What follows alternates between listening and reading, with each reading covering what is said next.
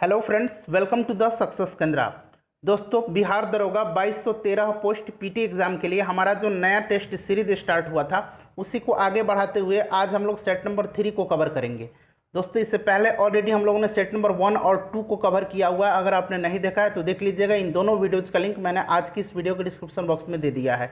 Channel पर पहली बार आप आए हैं तो चैनल को सब्सक्राइब कर लीजिए, साथ ही साथ बेल आइकन को जरूर दबा लीजिएगा ताकि जब भी बिहार दरोगा से रिलेटेड कोई भी इंपॉर्टेंट वीडियो अपलोड किया जाए उसका नोटिफिकेशन सबसे पहले आपके पास पहुंच जाए। तो चलिए फ्रेंड्स, बिना देरी किए हुए आज का सेशन स्टार्ट करते हैं। प्लीज़ वीडियो को लाइक और शेयर जरूर कर दीजिएगा। आज के सेशन का पहला क्वेश्चन देखिए, काफ़ी इंपॉर्टेंट क्वेश्चन है। नई शिक्षा नीति 2020 के अंतर्गत जीडीपी का कितना प्रतिशत शिक्षा में खर्च करने का लक्ष्य रखा गया है। कोशिश करना आपको केवल 5 से 7 सेकंड के अंदर आंसर देने के लिए। उसके बाद जो भी करेक्ट आंसर होगा पूरी डिटेल में मैं आपको बता दूंगा। तो ध्यान से सुनिए। नई शिक्षा नीति के कस्तूरी रंगन की अध्यक्षता वाली समिति की रिपोर्ट पर आधारित है। क्लियर है। नई शिक्षा नीति 2020 के अंतर्गत जीडीपी के 6% को शिक्षा पर खर्च किए जाने का प्रावधान किया गया है। ऑप्शन नंबर इसका बी करेक्ट आंसर हो जाएगा। ध्यान रखिएगा, इस नई शिक्षा नीति में छठी क्लास में वोकेशनल कोर्स शुरू करने का प्रावधान किया गया है और इस शिक्षा नीति में एमफिल को समाप्त करने का प्रावधान किया गया है। नेक्स्ट क्वेश्चन देखिए फ्रेंड्स, वीडियो के लास्ट में आप सभी लोगों से मैं रिक्वेस्ट कर रहा हूं कि अपना स्कोर जरूर कमेंट करके बताया करें। देखिए, 39वां राष्ट्रीय खेल 2023 में कहाँ आयोजित किया जाएगा। काफ़ी इंपॉर्टेंट क्वेश्चन है। देखिए, सही आंसर इसका मेघालय हो जाएगा। Option number B correct answer हो जाएगा। ठीक है फ्रेंड्स। उसके बाद अगर बात करें हम कि 36वां राष्ट्रीय खेल कहाँ आयोजित हुआ था, तो ये गोवा में हुआ था। 37वां 2021 में कहाँ, छत्तीसगढ़ में। और 38वां राष्ट्रीय खेल 2022 में उत्तराखंड में आयोजित किया जाना है। ध्यान रखेंगे। नेक्स्ट क्वेश्चन देखिएगा। अगला क्वेश्चन है कि निम्नलिखित स्थानीय पवनों में से कौन गर्म पवन है। तो इसमें से गर्म पवन आपसे पूछा जा रहा है, तो राइट आंसर इसका क्या हो जाएगा। राइट आंसर इसका ऑप्शन नंबर सी हो जाएगा। ब्लैक रोलर जो है यह उत्तरी अमेरिका का गर्म पवन है। Option number C correct answer हो जाएगा। उसके बाद फ्रेंड्स ध्यान रखेंगे, देखिए बाकी जो है ये सभी ठंडे पवन है। ठीक है, ठंडे पवन है बाकी सभी। उसके बाद नार्वेस्टर पूछा जाता है। नार्वेस्टर जो स्थानीय पवन है कहाँ का है। नार्वेस्टर मैं यहाँ पर लिख देता हूँ। तो देखिए, नार्वेस्टर जो है ये कहाँ का है, तो फ्रेंड्स ध्यान रखेंगे ये न्यूजीलैंड का है। जोंडा जो है ये कहाँ का है, ये सभी स्थानीय पवन है। जोंडा जो है ये अर्जेंटीना का है। हबूब जो है कहाँ है, हबूब जो है ये सूडान का है, ये भी आप ध्यान रखेंगे। सामल जो है कहाँ का है, सामल जो है ये इराक का है। तो फ्रेंड्स ये सभी याद रखेंगे, सभी इंपॉर्टेंट है। उसके बाद फ्रेंड्स देख लीजिए, नेक्स्ट क्वेश्चन है कि the roots of ancient India के लेखक कौन हैं। The roots of ancient India के लेखक हैं W.A. Fairservis. Option number C correct answer इसका हो जाएगा। इंपॉर्टेंट क्वेश्चन है, इसको आप जरूर ध्यान रखिएगा। उसके बाद नेक्स्ट क्वेश्चन देख लीजिए। अगला क्वेश्चन है कि भारतीय खिलाड़ी संगीता चानू पर लगाए गए डोपिंग के आरोपों को हाल ही में वापस ले लिया गया है। संगीता चानू किस खेल से संबंधित है। काफ़ी इंपॉर्टेंट क्वेश्चन है, राइट आंसर आपको बताना है। तो फ्रेंड्स देखिए, राइट आंसर इस क्वेश्चन का क्या हो जाएगा। इस प्रश्न का right answer option number B हो जाएगा, भारोत्तोलन। ठीक है, option number B correct answer हो जाएगा, भारोत्तोलन। देखिए, संगीता चानू जो है इनका संबंध किस राज्य से है, ये किस राज्य की निवासी हैं, तो मणिपुर की हैं। और संगीता चानू ने कॉमनवेल्थ गेम में 2 बार स्वर्ण पदक जीता हुआ है, इस बात का आप ध्यान रखेंगे। उसके बाद देखिए कि वर्ष 2020 में पद्म विभूषण से सम्मानित अनिरुद्ध जगन्नाथ का हाल ही में निधन हो गया है। वह किस देश के पूर्व राष्ट्रपति थे। मोस्ट वीवीआई क्वेश्चन है। तो फ्रेंड्स देखिए, अनिरुद्ध जगन्नाथ को 2020 में पद्म विभूषण से सम्मानित किया गया था। ये मॉरिशस के पूर्व राष्ट्रपति थे। Option number C right answer इसका हो जाएगा। अगला क्वेश्चन देखिए, क्वेश्चन नंबर 7 है कि निम्नांकित में से कौन सुमेलित नहीं है। यहाँ सुमेलित बना लीजिए, कौन इसमें से सुमेलित नहीं है, तो बताइए इसमें से कौन सुमेलित नहीं है। तो फ्रेंड्स देखिए, इसमें से जो सुमेलित नहीं है वो हल्दी घाटी का युद्ध जो है ये 1576 में हुआ था। देखिए, 1566 में नहीं, 1576 में हल्दी घाटी का युद्ध हुआ था। बाकी जो है दास प्रथा का अंत 1562, तीर्थ यात्रा कर की समाप्ति 1563, जरिया कर की समाप्ति 1564। ठीक है, दीन इलाही की स्थापना 1582, ये भी आप ध्यान रखिएगा, 1582। नेक्स्ट क्वेश्चन देखिए, उसके बाद पूछा जाए कि मनसबदारी व्यवस्था 1574। क्वेश्चन नंबर 8 देखिए कि तमसो मां ज्योतिर्गमय कथन मूलतः किसका है। तमसो मां ज्योतिर्गमय यह कथन जो है मूलतः किसका है। इंपॉर्टेंट क्वेश्चन है। तो देखिए, यह जो है कहाँ से लिया गया है, बृहदारण्यक उपनिषद से लिया गया है। तो राइट आंसर इसका क्या हो जाएगा, ऑप्शन नंबर ए उपनिषद से लिया गया है। यहाँ मैं लिख भी देता हूँ किस उपनिषद से लिया गया है, तो बृहदारण्यक। ठीक है, ध्यान रखेंगे इसी उपनिषद से लिया गया है। तमसो मा ज्योतिर्गमय का मतलब क्या होता है, तो अंधकार में प्रकाश की ओर, ध्यान रखिएगा। नेक्स्ट क्वेश्चन देखिए, अगला क्वेश्चन हमारा है कि विश्व पर्यावरण दिवस 2021 का वैश्विक आयोजक देश यानी कि ग्लोबल होस्ट, अंग्रेजी में इसको कहा जाएगा ग्लोबल होस्ट, कौन सा देश है। तो देखिए फ्रेंड्स, इस वर्ष जो है 2021 में विश्व पर्यावरण दिवस की थीम क्या है, ये आपके लिए इंपॉर्टेंट हो जाएगा। तो इकोसिस्टम रीस्टोरेशन, यहाँ मैं लिख देता हूँ इकोसिस्टम, थोड़ा ध्यान रखेंगे, ये सभी प्रश्न आपके एग्जाम में बन सकते हैं, ठीक है। यहाँ मैं लिख देता हूँ रीस्टोरेशन, ठीक है फ्रेंड्स। और ये 5 जून के दिन प्रत्येक वर्ष मनाया जाता है, और इस वर्ष जो है इसका आयोजक देश यानी कि होस्ट कंट्री जो है ये पाकिस्तान रहा है। अगला क्वेश्चन देखिए, अगला क्वेश्चन है कि निम्नलिखित में से कौन सा विटामिन युग्म प्रतिऑक्सीकारक की तरह कार्य करता है। तो बताइए इसका राइट आंसर क्या हो जाएगा, इंपॉर्टेंट क्वेश्चन है। तो देखिए फ्रेंड्स, प्रतिऑक्सीकारक की तरह अगर हम बात करें तो कौन सा इसमें से विटामिन युग्म जो है ये काम करता है, ये आपसे पूछा जा रहा है। तो बताइए राइट आंसर इसका क्या हो जाएगा, काफ़ी इंपॉर्टेंट क्वेश्चन है, फटाफट इसका आंसर देखिए। देखिए विटामिन के बारे में थोड़ा सा जानिए। देखिए फ्रेंड्स, अगर हम विटामिन की बात करें तो कौन सा विटामिन जल में घुलनशील होता है और कौन सा विटामिन जो है वसा में घुलनशील होता है, ये प्रश्न पूछा जाता है, ठीक है। तो इस बात का भी आपको ध्यान रखना है कि कौन सा विटामिन जल में घुलनशील होता है और कौन सा विटामिन जो है ये कहाँ घुलनशील होता है, वसा में घुलनशील होता है। तो देख लीजिए, देखिए इस प्रश्न का आंसर पहले जान लीजिए कि विटामिन सी तथा विटामिन ई प्रतिऑक्सीकारक की तरह कार्य करता है। ऑप्शन नंबर ई जो है राइट आंसर इसका हो जाएगा, ठीक है। देखिए जल में घुलनशील विटामिन विटामिन बी और विटामिन सी है, क्लियर। वसा में घुलनशील vitamin vitamin A, vitamin D, vitamin E और विटामिन के है। अगला क्वेश्चन देखिएगा, अगला क्वेश्चन है कि 2011 की जनगणना के अनुसार न्यूनतम दशकीय वृद्धि वाला राज्य कौन सा है। तो न्यूनतम दशकीय वृद्धि वाला जो राज्य है ये आपसे पूछा जा रहा है, बताइए। तो फ्रेंड्स ये कौन सा है, नागालैंड है। देखिए नागालैंड की जो दशकीय वृद्धि रही थी वो नकारात्मक रही थी, इस बात का ध्यान रखेंगे। तो राइट आंसर ऑप्शन नंबर इसका बी हो जाएगा। देखिए फ्रेंड्स, न्यूनतम जनसंख्या वृद्धि वाला केंद्र शासित प्रदेश अगर पूछा जाए तो लक्षद्वीप हो जाएगा, ठीक है। उसी प्रकार सर्वाधिक दशकीय वृद्धि वाला केंद्र शासित प्रदेश पूछा जाए तो दादर और नगर हवेली हो जाएगा। सर्वाधिक दशकीय वृद्धि वाला राज्य अगर पूछ लिया जाता है यहाँ तो ये मेघालय हो जाएगा। इतने सारे पॉइंट्स आप ध्यान रखिएगा।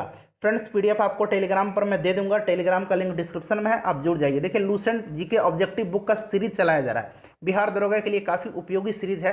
अगर आपने अब तक नहीं जुड़ा है तो जुड़ जाइएगा। वैसे मैंने लिंक सभी वीडियोज़ का इस वीडियो के डिस्क्रिप्शन में दे दिया है। देखिए राष्ट्रीय जैव विविधता अथॉरिटी का मुख्यालय कहाँ अवस्थित है, इंपॉर्टेंट क्वेश्चन है, राइट आंसर आपको बताना है। तो देखिए फ्रेंड्स ध्यान दीजिएगा, देखिए राष्ट्रीय जैव अथॉरिटी का मुख्यालय जो है चेन्नई में अवस्थित है। कहाँ है, चेन्नई में, option number B right answer हो जाएगा। राष्ट्रीय जैव विविधता अधिनियम 2002 के प्रावधानों को लागू करने के लिए इसकी स्थापना 2003 में की गई थी, क्लियर। और यह जो है पर्यावरण एवं वन मंत्रालय के अधीन एक स्वायत्त संस्था है, ध्यान रखेंगे। उसके बाद 13 नंबर क्वेश्चन देखिए, संयुक्त राष्ट्र ने दशक 2011 से 2020 को संयुक्त राष्ट्र के निम्नलिखित दशक के रूप में घोषित किया है।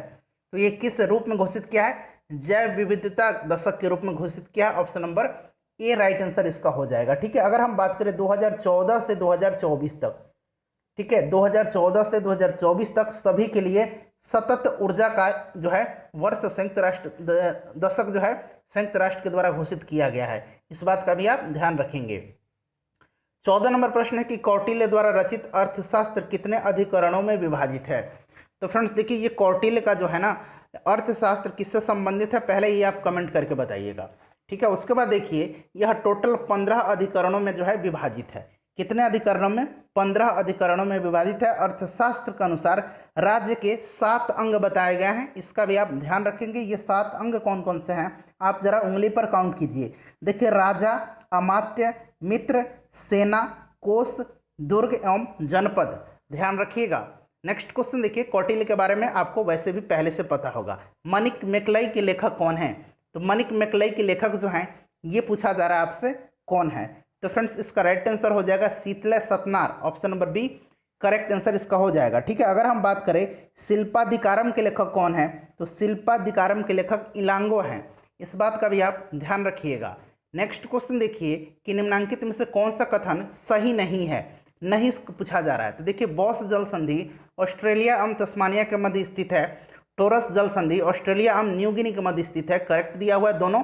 कुक जल संधि न्यूजीलैंड के 2 बड़े द्वीपों को अलग करती है, ये भी सही दिया गया है। ग्रेट ऑस्ट्रेलियन खाड़ी बाइट ऑस्ट्रेलिया के पूर्व में स्थित है, ये कथन जो है गलत दिया गया है। तो फ्रेंड्स इसका राइट आंसर क्या हो जाएगा? तो देखिए इसका राइट आंसर जो हो जाएगा मैं बता देता हूँ, ग्रेट ऑस्ट्रेलियन खाड़ी जो है यह ऑस्ट्रेलिया की मुख्य भूमि के दक्षिण में गल्फ ऑफ जोसेफ बोनापार्ट तथा गल्फ ऑफ कारपेंटेरिया की मुख्य भूमि के उत्तर में स्थित है। तो राइट आंसर ऑप्शन नंबर इसका डी हो जाएगा। उसके बाद नेक्स्ट क्वेश्चन देखिए, किस तिथि को विश्व प्रेस स्वतंत्रता दिवस मनाया जाता है? तो बताइए कब मनाया जाता है ये?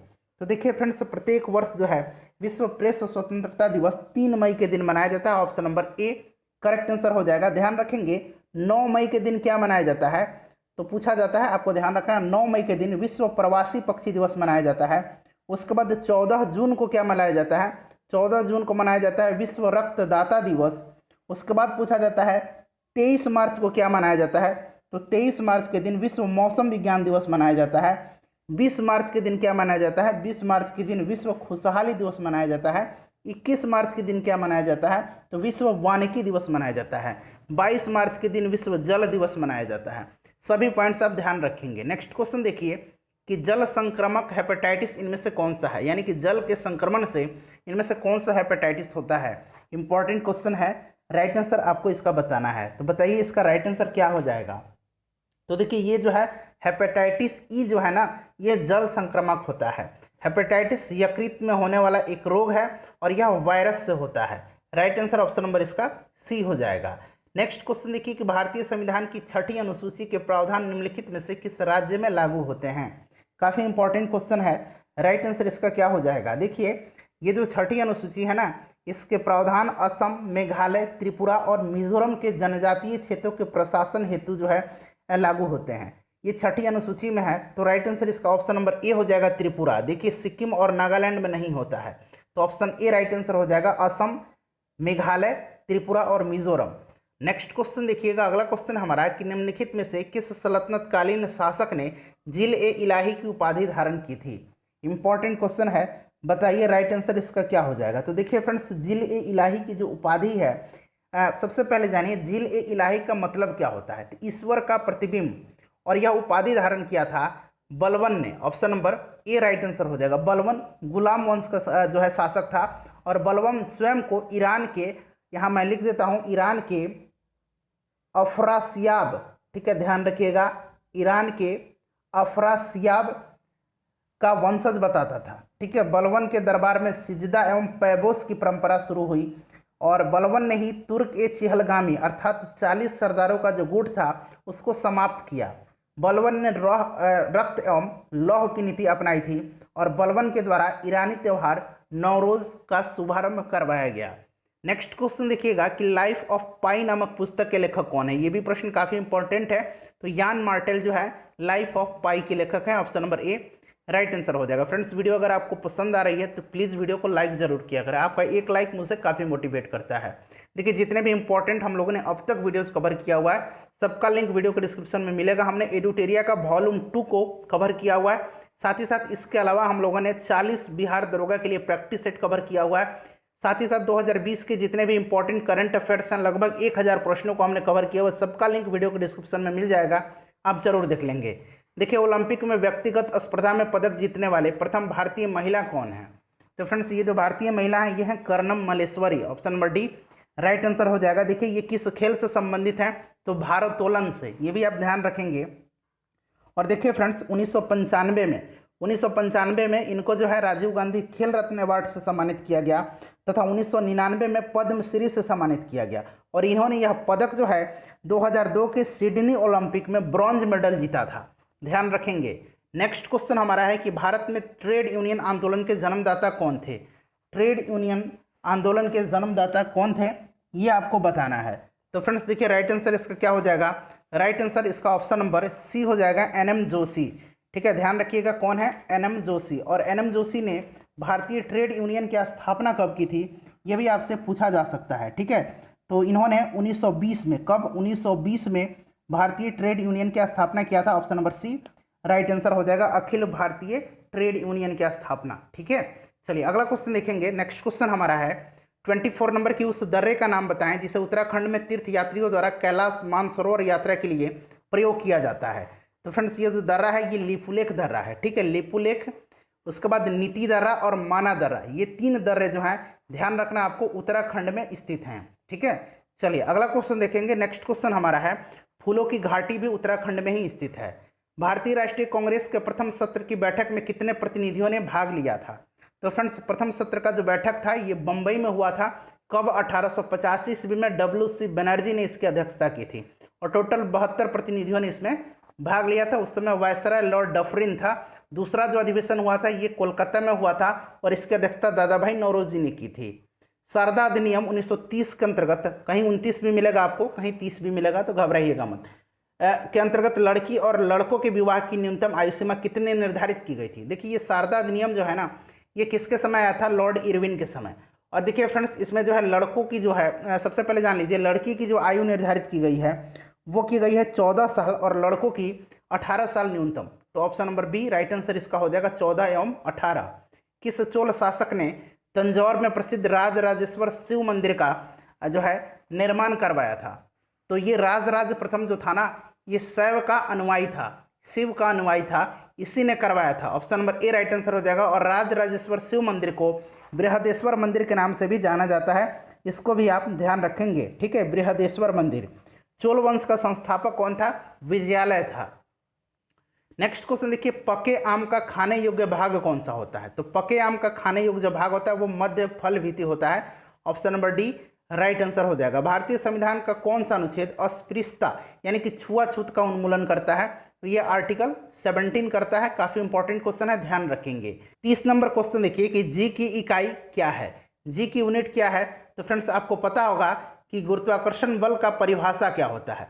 F इक्वल टू क्या होता है? F इक्वल टू होता है G into M1 into M2, यानी कि दो वस्तु जो हैं इनके द्रव्यमान के गुणनफल के अनुकर्मानुपाती और उनके बीच की दूरी के वर्ग के व्युत्क्रमानुपाती होता है। तो आपको G पूछा जा रहा है, तो अब देखिए G इक्वल टू क्या हो जाएगा? G इक्वल टू हो जाएगा F इंटू R बटा M1 इंटू M2, यही हो जाएगा ना। अब देख लीजिए F का क्या होता है? फोर्स है, तो फोर्स का न्यूटन हो जाएगा। R स्क्वायर है, ठीक है, तो R स्क्वायर यानी कि मीटर स्क्वायर हो जाएगा। उसके बाद फोर्स का भी यहाँ देखिए मास का भी स्क्वायर हो जाएगा, तो केजी स्क्वायर हो जाएगा। तो न्यूटन मीटर स्क्वायर बटा kg square, newton meter square बटा kg square. Option number C right answer हो जाएगा। जी का मान कितना होता है? तो जी का मान भी आपको याद रखना है 6.67 इंटू 10 टू द पावर -11 और यूनिट इसका अभी मैंने बताया है क्या हो जाएगा? न्यूटन मीटर स्क्वायर पर केजी स्क्वायर। क्लियर है? आगे बढ़ा जाए, चलिए। नेक्स्ट क्वेश्चन है 31 नंबर की, लोकसभा में एक दिन में तारांकित प्रश्नों की अधिकतम संख्या कितनी हो सकती है? तो फ्रेंड्स ये 20 हो सकती है। Option number C right answer हो जाएगा, 20 हो सकती है। स्टार्ट जो क्वेश्चन है तारांकित इनकी संख्या। देखिए प्रसिद्ध पर्वतीय नगर कोडाई कनाल किस राज्य में स्थित है? तो देखिए कोडाई कनाल जो है यह तमिलनाडु में है। Option number A right answer हो जाएगा। ऊटी पूछा जाता है, ऊटी कहाँ है? ऊटी भी तमिलनाडु में है, ध्यान रखिएगा। देखिए 1 ग्राम वसा से कितनी कैलोरी ऊर्जा उत्पन्न होती है? तो 1 ग्राम वसा से 9.3 किलो कैलोरी जो है ऊर्जा उत्पन्न होती है। अगर आपसे पूछा जाए कि 1 ग्राम ग्लूकोज के पूर्ण ऑक्सीकरण से कितनी ऊर्जा निकलती है, तो ये 4.2 किलो कैलोरी। इस बात का भी आप ध्यान रखेंगे। फ्रेंड्स मैं कोशिश करता हूँ कि जितना मैं जानता हूँ उतना आपको बताऊँ। नेक्स्ट क्वेश्चन देखिए कि निम्नलिखित में से किस जैन तीर्थंकर को भगवान कृष्ण का निकट संबंधी माना जाता है? तो भगवान कृष्ण का निकट संबंधी माना जाता है अरिष्टनेमी को। अरिष्टनेमी जो थे ये जैन धर्म के किस क्रम के तीर्थंकर थे? तो ध्यान रखिएगा ये जो थे ये 22वें तीर्थंकर थे। फ्रेंड्स इनका जो प्रतीक चिन्ह है वो क्या है? शंख है, ध्यान रखिएगा। देखिए अरिष्टनेमी और ऋषभदेव इनका जो उल्लेख है ऋग्वेद में मिलता है। नेक्स्ट क्वेश्चन देखिएगा कि बौद्ध धर्म के प्रतीक स्तूप जो है निम्नलिखित में से किससे संबंधित है? तो फ्रेंड्स स्तूप जो है यह बुद्ध की मृत्यु से संबंधित है, बुद्ध की गृह त्याग से संबंधित जो है घोड़ा है। ठीक है फ्रेंड्स, उसका माफ कीजिए, हाँ सही है। उसके बाद निर्वाण से जो संबंधित है वो क्या है? पद चिन्ह है। क्या है? पद चिन्ह। उसके बाद जन्म से क्या है? जन्म से कमल है या फिर कहीं कहीं आपको सांड भी मिलेगा, तो दोनों आप ध्यान रखेंगे। उसके बाद देखिए 36 नंबर की इनमें से कौन सा जोड़े का मिलान सही है? तो सही जो दिया गया है ये कोडरमा दिया गया है। कोडरमा अवरख के लिए प्रसिद्ध है, ध्यान रखेंगे, ये झारखंड में है। कौन सी अक्षांश रेखा भारत के मध्य से होकर के गुजरती है? तो भारत के मध्य से होकर के कर्क रेखा गुजरती है। ठीक है, कर्क रेखा जो है भारत के मध्य से होकर के गुजरती है। अब इसका आंसर आप मुझे कमेंट करके बता दीजिए कि राइट आंसर इसमें से अब इसका क्या हो जाएगा। मैंने हिंट दे दिया आपको, कर्क रेखा किसको कहा जाता है, सिर्फ आपको बता देना है कमेंट करके। वीडियो के लास्ट में आप सभी लोग अपना स्कोर जरूर बताएंगे। भारत में उच्चतम न्यायालय में न्यायाधीशों की संख्या बढ़ाने का अधिकार किसके पास होता है। तो फ्रेंड्स ये जो अधिकार होता है ये होता है भारत की संसद के पास। देखिए उच्चतम न्यायालय में न्यायाधीशों की नियुक्ति जो है आर्टिकल 125 के तहत की जाती है। कौन करता है, भारत के राष्ट्रपति करते हैं। इनका कार्यकाल जो होता है, एक बार ये नियुक्त हो जाते हैं तो 65 वर्ष की आयु तक इनका कार्यकाल होता है। वर्तमान में भारत के 48वें मुख्य न्यायाधीश कौन है, तो जस्टिस रमन्ना है, ध्यान रखेंगे। ठीक है फ्रेंड्स, जस्टिस रमन्ना, यहाँ मैं लिख देता हूँ जस्टिस रमन्ना, इनका नाम आप जरूर ध्यान रखेंगे। ठीक है, 124 में, किस अनुच्छेद में, अनुच्छेद 124 में 124 में उच्चतम न्यायालय के गठन का प्रावधान है। अगला क्वेश्चन देखिए, अगला क्वेश्चन है कि भारतीय राष्ट्रीय कांग्रेस ने किस अधिवेशन में पूर्ण स्वराज स्वीकार कर लिया था। तो पूर्ण स्वराज को स्वीकार किया था 1929 के लाहौर अधिवेशन में। क्लियर है, इसकी अध्यक्षता किसने किया था, पंडित जवाहरलाल नेहरू ने किया था। मौलिक अधिकार की मांग कब की गई थी, तो 1931 के कराची अधिवेशन में। ठीक है फ्रेंड्स, इसकी अध्यक्षता किसने किया था, 1931 के कराची अधिवेशन में इसकी अध्यक्षता सरदार वल्लभ भाई पटेल ने किया था। चंबल नदी पर स्थित जलाशय किस अन्य नाम से जाना जाता है, इंपॉर्टेंट क्वेश्चन है। तो फ्रेंड्स इसको जाना जाता है गांधी सागर के नाम से, गांधी सागर डैम। ठीक है, देखिए फ्रेंड्स 1954 में यहाँ मैं लिख देता हूँ 1954 में इसकी न्यू जो है भारत के प्रथम प्रधानमंत्री पंडित जवाहरलाल नेहरू ने रखी थी। और यह जो गांधी सागर डैम है यह मध्य प्रदेश में है, ध्यान रखिएगा। उसके बाद नेक्स्ट क्वेश्चन देखिए, अगला क्वेश्चन है कि लोकसभा के लिए वर्तमान में निर्वाचित किए जाने वाले सदस्यों की अधिकतम संख्या। प्रश्न को ध्यान से पढ़ेंगे, निर्वाचित किए जाने वाले। देखिए वर्तमान में अगर बात करें तो 545 है, 545 में से 530 राज्यों से, उसके बाद बात करें तो 13 जो है केंद्र शासित प्रदेश से निर्वाचित होते हैं। तो राइट आंसर 530 और 13 543 हो जाएगा। ठीक है फ्रेंड्स, ध्यान रखेंगे। वैसे अगर पूछा जाए कि अधिकतम संख्या कितनी है, तो अधिकतम 552 है, जिसमें से 530 जो है राज्यों से और 20 जो है केंद्र शासित प्रदेश से, 550 हो गया। और 2 जो है एंग्लो इंडियन। ठीक है, यहाँ भी देखिए 530 और 13 कितना हो गया, 543 और 2 एंग्लो इंडियन 545 वर्तमान में हो गया। नेक्स्ट क्वेश्चन देखिएगा कि 10 डिग्री चैनल किसके मध्य स्थित है। तो देखिए 10 डिग्री चैनल जो है यह छोटा अंडमान और कार निकोबार के बीच स्थित है। Option number B right answer हो जाएगा। 8 डिग्री चैनल जो है यह मालदीव और मिनिकॉय के बीच स्थित है, ध्यान रखेंगे। 9 डिग्री जो है लक्षद्वीप एवं मिनिकॉय के बीच में स्थित है। नेक्स्ट क्वेश्चन देखिए 43 नंबर के उस्ताद मंसूर खां किसके शासनकाल के प्रसिद्ध चित्रकार थे। तो उस्ताद मंसूर खां जो थे ये जहांगीर के शासनकाल के प्रसिद्ध चित्रकार थे। उसके बाद अगर आपसे पूछा जाए कि अब्दुल समद, ये नाम आपको ध्यान रखना, बहुत इंपॉर्टेंट नाम है अब्दुल समद, ये किसके समय के चित्रकार थे। तो ये जो थे अकबर के दरबार के प्रसिद्ध चित्रकार थे अब्दुल समद। नेक्स्ट क्वेश्चन देखिएगा, नेक्स्ट क्वेश्चन हमारा कि विभिन्न धार्मिक संप्रदायों तथा अन्य दलों द्वारा प्रदर्शित की गई अलगाववादी प्रथा निम्नलिखित में से किसका विशेष लक्षण था। तो ये मार्लेव मिंटो सुधार अधिनियम 1909 का था।